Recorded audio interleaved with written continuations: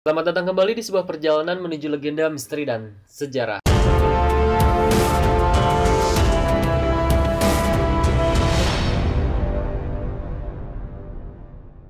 Baik teman-teman, makasih masih terus setia bareng kita, bareng Lemirah.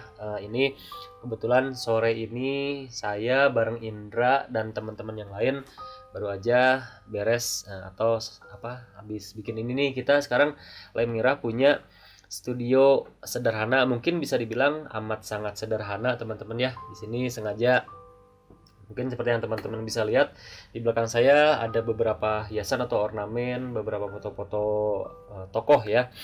Ini maksudnya kita ingin punya studio sederhana dengan tema etnik ya atau kebudayaan. Mungkin buat teman-teman di rumah nih misalkan punya beberapa benda jadul yang sekiranya nggak kepake, misalkan mau disumbangkan ke kita atau dikasih ke kita, dengan sangat senang hati kita pasti terima.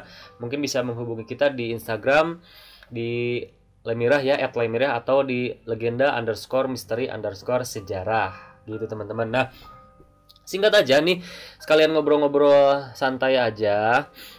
Misalkan nih, misal teman-teman lagi di rumah, lagi ngelakuin sesuatu hal, lagi PW, lagi enak, lagi nyantai, lagi enjoy.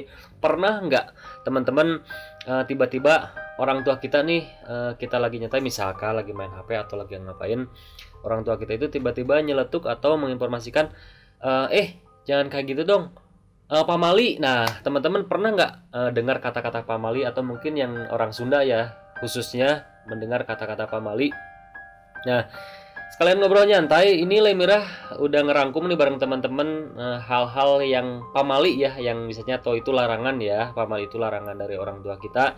Berikut adalah 5 hal yang menurut Lemirah sering diucapkan oleh orang tua ya, 5 pamali yang sering diucapkan oleh orang tua kita. Yang pertama, pamali jangan diem di depan pintu. Pernah nggak sih teman-teman nih lagi nyantai atau biasanya lagi makan nih, makan kan biasanya paling enak makan itu selonjoran di depan pintu ya, atau di jalan pintu.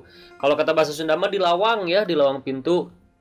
Kita lagi nyendel, lagi enak. Nah, orang tua kita itu tiba-tiba bilang, jangan diam di situ, pamali. Nah, sampai sekarang pun saya nggak tahu tuh kenapa orang tua kita melarang kita berdiri di depan pintu. Yang pertama sih mitosnya katanya suka menghalangi jodoh ya, tapi kalau secara logika mungkin itu kita menghalangi jalan ya teman-teman itu. Jadi nah, gimana menurut pendapat teman-teman tentang pamali diam di depan pintu? Apakah itu hanya mitos saja atau mungkin betul itu menghalangi jodoh kita teman-teman? Makan asam sore hari. Berikutnya langsung saja, pernah nggak teman-teman nih makan asam, rasa asam ya, bukan buah asam, rasa asam sore hari? Itu kalau waktu saya kecil dulu ingat, kalau misalkan mau, apalagi kalau orang-orang Sunda kan seneng ngerujak ya, ngerujak. Biasanya kalau kita makan yang asam-asam di sore hari, orang tua kita itu pasti melarang dengan kata-kata, pamali jangan makan asam, ini udah sore atau udah maghrib. Dan biasanya pada saat kita mau makan lagi itu bisa diperbolehkannya itu setelah Isya. Itu sih pengalaman saya pribadi. Nah, menurut teman-teman nih, gimana sih pendapat teman-teman tentang pamali makan asam di sore hari? Apakah itu hanya mungkin, kalau menurut saya sih logikanya mungkin itu kurang baik dengan pencernaan kita, dengan pencernaan, atau mungkin memang ada mitos yang terselubung di rasa asam tersebut kalau misalkan dimakan pada saat sore hari.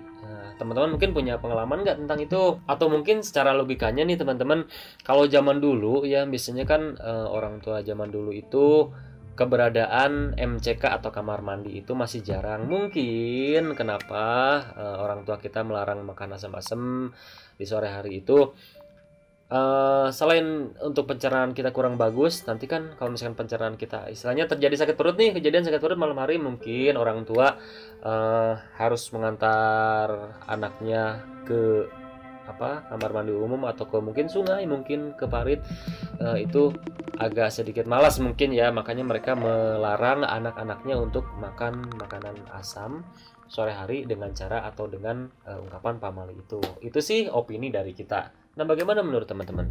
Bersiul malam hari, pernah nggak teman-teman lagi jalan lagi enak. Biasanya kan kalau jalannya nyantai, asik, teman-teman biasanya suka sambil bersiul ria ya. Bersiul itu dalam bahasa Sundanya ngahwit ya, bersiul. Nah, kalau dulu waktu pas pertama bisa bersiul, bisa ngahwit ya, saya kan sering nih bersiul, mendengarkan lagu, menyanyikan lagu lewat siulan-siulan saya. Nah, pada saat saya menyiul atau bersiul malam hari, nah itu saya langsung ditegur sama orang tua saya, teman-teman. Katanya, ih pamali, jangan atau tong huhuitan tengah malam, pamali ya. Nah, sampai sekarang saya sih bertanya-tanya kenapa dilarang atau dipamalikan bersiul malam hari, teman-teman. Apakah mungkin itu bisa menghadirkan sosok ataupun menghadirkan makhluk-makhluk yang menyeramkan, ataupun memang secara logika itu mengganggu orang lain yang sedang istirahat, ataupun itu memang istilahnya ya mengganggu lah, karena malam hari itu, malam kan biasanya kalau zaman dulu itu sunyi, saatnya orang-orang tidur istirahat, tapi kita malam bersiul, itu mungkin mengganggu. Itu secara logikanya. Secara mitosnya mungkin bersiul itu dapat memanggil makhluk-makhluk, bisa saja. Bagaimana menurut teman-teman? Makan di piring, somplak atau rusak? Pernah nggak teman-teman nemuin?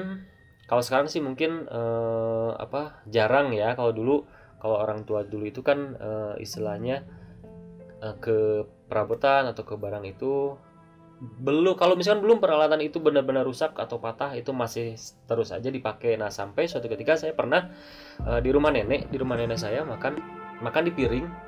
Nah, piring itu pinggirannya itu bukan patah, somplak ya, somplak atau rusak atau pecah pinggirannya itu. Nah, pada saat saya makan itu, saya ditegur sama nenek saya. Katanya, pamali, jangan makan di piring. Kalau kata bahasa Sunda, tong mam di piring songhek pamali. Nah, bagaimana menurut teman-teman? Apa hal yang membuat pamalinya makan di piring rusak itu? Padahal kita kan hanya makan, kita tidak makan di pinggiran yang rusaknya itu, tetap kondisi atau posisi makanan itu di tengahnya aja. Apakah mungkin secara logika jika makan di piring itu berbahaya sehingga orang tua melarang kita makan di piring belah itu pamali, jadi biar anak-anaknya takut. Itu secara logika saya. Ataupun secara mitosnya katanya sih nanti dapat jodohnya, katanya ya. Tapi itu kembali lagi, menurut teman-teman gimana? Itu salah satu pamalinya. Jangan dulu main pamali tangari ya. Waktu kecil mungkin teman-teman juga pernah ngalamin ya. Anak kecil kan biasanya itu paling paling seneng, atau misalkan kerjanya itu hanya main, sampai kadang lupa waktu, jam berapa aja main. Nah, sempat suatu ketika zuhur nih, pas tengah hari bolong, mau main, misalkan main ke kebun ataupun ke sawah, ataupun main dengan teman-teman seumuran kita misalkan waktu kecil. Nah, orang tua kita itu sering mengucapkan, jangan dulu main pamali, atau misalkan istilah populernya itu kalau di adat Sunda itu tangari ya. Nah, sampai sekarang, padahal kan itu pertama sih, kalau misalkan memang berhubungan dengan hal-hal yang menakutkan sehingga dilarang, tapi kan itu logikanya itu siang hari. Apakah itu pada saat itu orang tua melarang itu karena biasanya sih ditakut-takutinya pamali katanya banyak hantu, terus suka katanya kalau pamali itu harusnya kita istirahat di rumah. Nah, mungkin kalau secara logikanya jam 12 itu biasanya waktunya pertama sih memang sembahyang ya. Mungkin orang tua kita mengajarkan sembahyang, daripada main mending sembahyang. Itu yang pertama. Yang kedua, mungkin orang tua kita ingin anaknya itu beristirahat, jangan cuma main aja. Biasanya kan tidur siang itu kan bagus untuk anak kecil. Itu yang kedua, itu logikanya.